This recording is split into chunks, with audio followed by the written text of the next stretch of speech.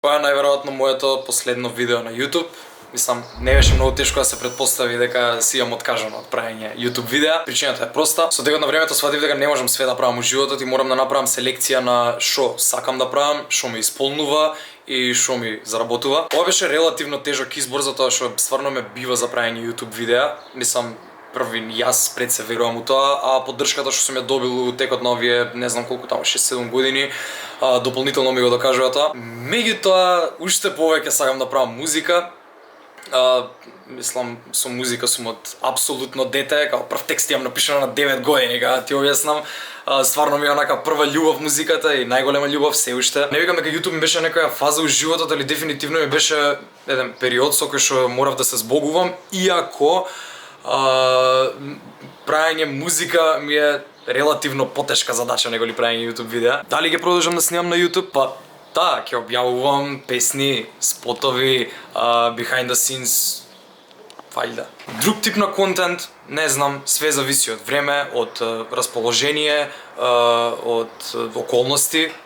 У принцип, кој што сум правил до сега. Никад не сум осеќал некоја посебна обврска према YouTube, пошто не сум ни ветувал. Ипак, ова го почнав пред се од забава, научив да едитирам, научив да се изразувам, тоа се вештини кои што буквално ми го просветлија животот, али бизнес аспектот на јутуберот е многу неблагодарна и стресна професија што мене лично не ми одговара, особено не на овие простори кај што би зависел од немаштија. Не го правам видеовот долго, пошто ипак ова не е збогум.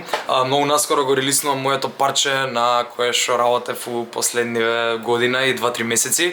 Ако ме следиш на Инстаграм, можда некад имаш начекано по некое стори, по курци, не знам, и од Инстаграм у голема мера се тргнав за да, нели, дополнително успеам да се фокусирам поише на ова мое дело, кое што до сега не сум направил нешто толку големо. Жал ми ако со ова те разочарав на некој начин или ти сјевав детство, али мислам дека е многу важно и за мене као креатор на содржина и за тебе као мој гледач да јас ја креирам содржината што стварно ја сакам, без разлика на фидбекот што го имам, затоа што бенефитите кои што се добиваат од многу views на видеа се отварање можности за поголеми спонзори и хранење на сопственото его.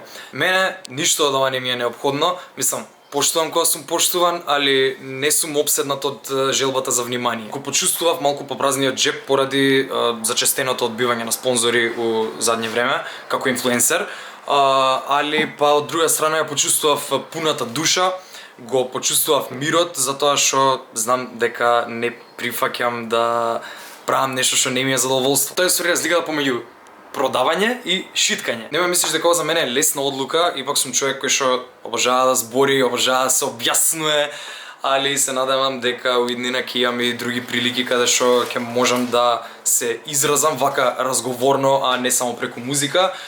Имам еден проект што ми е на холд, сега за сега стаен, на кој што се, да речам, ваков тип на видео би бил, што може да ќе му се навратам за некои 5-6 години, али отом потом, нели, далеко е тоа. Сега за сега, ако ми ја поштуваш музиката или ако безусловно ме поштуваш мене као човек, ти препорачувам да ме следиш кај сагаш, освен на Facebook, пошто не сум ни сигурен дали уште имам Facebook, али Twitter, YouTube, Instagram, TikTok, би требало да најавам што ќе се дешава и кога.